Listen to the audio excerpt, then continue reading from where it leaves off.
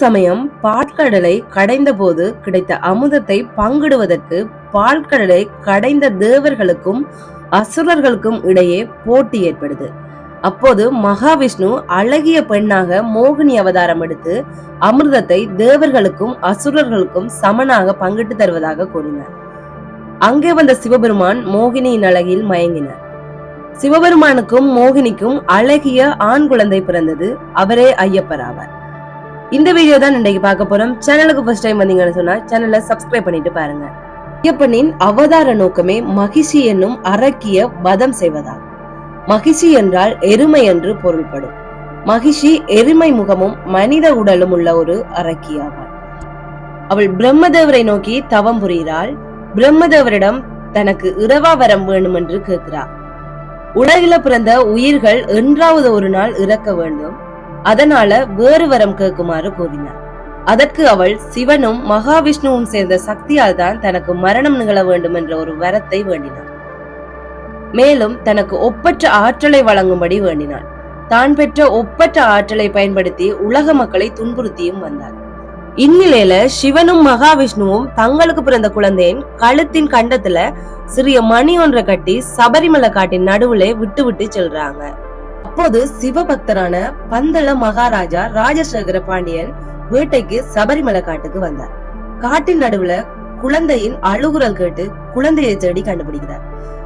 கழுத்தின் கண்டத்தில் மணி கட்டி இருந்ததால கண்டெடுத்த குழந்தைக்கு மணிகண்டன் என்று பெயர் வைக்கிறார். அந்த குழந்தைய அரண்மனைக்கும் எடுத்து செல்றார். குழந்தை பேர் இல்லாததால ராணி மணிகண்டனை தனக்கு கடவுள் கொடுத்த பரிசாக எண்ணி தன் மகனை போல வளர்க்கிறாங்க. குழந்தையான மணிகண்டன் சற்றே பெரியவனானதும் மகாராஜாவான ராஜசேகர பாண்டியன் கல்வி கற்க குருகுலத்திற்கு அனுப்பி வைக்கிறார். குருகுலத்தில் மணிகண்டன் கல்வியை கசடர கற்றான். குருவிற்கு எல்லாவித உதவிகளையும் செய்து வந்தான்.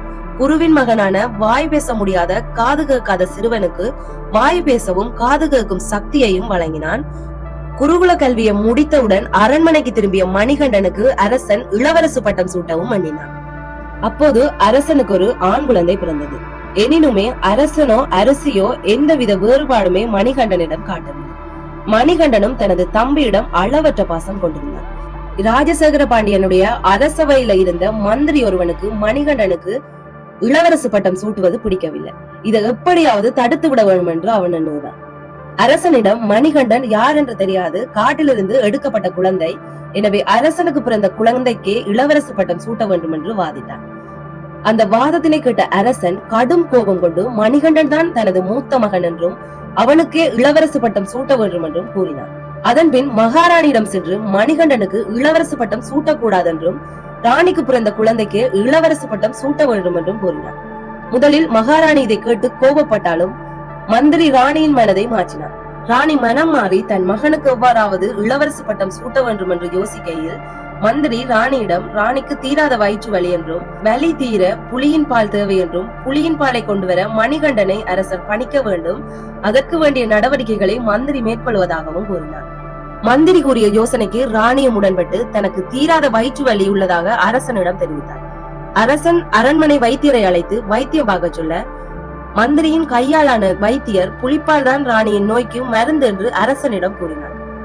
இதனை கேட்ட அரசன் புலிப்பால் கொண்டு வருபவருக்கு நாட்டில் பாதி என்று அறிவித்தார். ஆனாலுமே புலிப்பாலை கொண்டு வருவதற்கு யாருமே முன்வரவில்லை. அந்த நேரத்தில் மணிகண்டன் தான் காட்டிற்கு சென்று புலிப்பாலை எடுத்து வருவதாக கூறினான். இதனை கேட்ட அரசன் மணிகண்டன் புலிப்பால் கொண்டு வருவதற்கு காட்டிற்கு செல்ல வேண்டாம் என்று கூறினான். ஆனால் மணிகண்டன் பிடிவாதமாக தான் மட்டும் தனியாக சென்று புலிப்பால் கொண்டு வருவதாக கூறி காட்டுக்கு புறப்பட்டு செல்கிறான். காட்டினுள் சென்ற மணிகண்டன் குடிசை ஒன்றில் தங்கினான். அப்போது எருமை தலையுடன் மகிஷி அங்கிருந்தோரை துன்பப்படுத்துவதையும் கண்டான். மகிஷியுடன் போர் புரிந்து இறுதியில் மணிகண்டன் மகிஷியை கொண்டு விட்டான். மகிஷியின் உடலிலிருந்து சாப விமோசனம் பெற்ற பெண் தன்னை மனம் செய்து கொள்ளுமாறு ஐயப்பனிடம் வேண்ட தான் பிரம்மச்சாரி எனவும் தன்னால் திருமணம் செய்ய இயலாத எனவும் தெரிவித்து விட்டார். மகிஷியிடமிருந்து விடுதலை பெற்றவுடன் தேவர்கள் ஐயப்பனை மனமாற வாழ்த்தினார்கள்.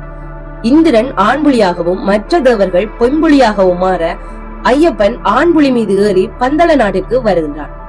அதனை கண்ட அரசன் ஐயப்பனிடம் ராணி மந்திரியின் வஞ்சகப்படி ஐயப்பனை கொள்வதற்காக தனக்கு வயிற்று வலி எனவும் புலிப்பால் தான் நோய்க்கு மருந்தெனவும் புலிப்பாலை கொண்டு வர ஐயப்பன் காட்டிற்கு செல்கையில் புலியினால் மரணமடைந்தால் தனது மகனுக்கு இளவரசு பட்டம் சூடவும் எண்ணி வயிற்று வலி என நாடகமிட்டாள் என்ற உண்மையை கூறி தன்னையும் தன்னை சார்ந்தவர்களையும் மன்னித்து புலிகளை காட்டிற்கு அனுப்பிவிட்டு இளவரசு பட்டத்தை ஏற்க வேண்டும் என்று கூறினார். அதற்கு ஐயப்பன் தனது அவதாரத்தின் நோக்கம் நிறைவேறிவிட்டதாகவும் தான் மீண்டும் தேவலோகம் செல்ல போவதாகவும் கூறினார். மேலும் தன் நினைவாக தன் அம்பு விழும் இடத்தில் ஆலயம் ஒன்றை கட்டவும் வேண்டுகோள் விடுத்தார். ஐயப்பன் எய்த அம்பு சபரிமலையில் விழுந்தது. அந்த இடத்தில் ராஜசேகர பாண்டியன் ஆலயத்தை ஏற்படுத்தினார். மேலும் ஐயப்பன் தன் அருளை பெற வேண்டுமெனின் 41 நாட்கள் சுத்த சைவ உணவினை உண்டு பிரம்மச்சாரிய விரதத்தை மேற்கொண்டு மனக்கட்டுப்பாட்டுடன் சபரிமலைக்கு யாத்திரை செல்ல வேண்டும் என்றும் அருளினார்.